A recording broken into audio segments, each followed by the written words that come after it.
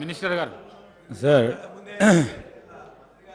Sir 2014 నుంచి నిన్న కూడా గౌరవ ముఖ్యమంత్రి గారు గౌరవ ఉప ముఖ్యమంత్రి గారు మా సభ్యులందరూ చెప్పారు అధ్యక్ష.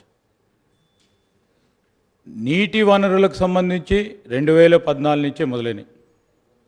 2014 నుంచే మంచినీటి సరఫరా మన రాష్ట్ర ప్రజలందరూ చూసినట్టు, విద్యుత్ సరఫరాకు సంబంధించి 2014 నుంచే వారు మొదలుపెట్టిన ఈ ప్రాజెక్టుల ద్వారా తర్వాతనే విద్యుత్ పరంగా అసలు కరెంటు చూసినట్టు మన ప్రజానికం అది మొత్తం అంధకారంలో ఉన్నట్టు, మనం సివిలైజేషనే లేనట్టు, వారే వచ్చి మొత్తం తెలంగాణ రాష్ట్రాన్ని కనబెట్టినట్టు, ఈరోజు ఎక్కడ కూడా రాష్ట్రంలో విద్యార్థులు ఎక్కడ కూడా విద్యుత్ పరంగా చదువుకోనట్టు చెప్తా ఉన్నారు అధ్యక్ష. నేను గౌరవ మంత్రి గారిని కోరుతా ఉన్నాను, వారు చేసిన ప్రగతిని చెప్పమని చెప్పండి తప్ప 2014 కంటే ముందు ఏ విధంగా ఉందో మేము కూడా చెప్తాం అధ్యక్ష.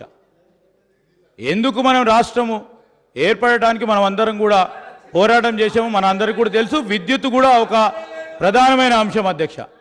ఈరోజు వారు నేను ఎందుకంటే మొదలే మాట్లాడుతూ ఉన్న తరుణంలో మీరు ఎప్పుడు కూడా అధ్యక్ష మేము చెప్తా ఉన్నాం అధ్యక్ష, నిన్న డ్రింకింగ్ వాటర్ సప్లై గురించి కానీ ఫైనాన్సెస్కి సంబంధించి కానీ అసలు వారు లేకుంటే అసలు ఈ రాష్ట్ర ప్రజలే అసలు ఏది కూడా చూడనట్టు ఏది కూడా అనుభవించినట్టు మాట్లాడుతున్నారు అధ్యక్ష. Please try to educate.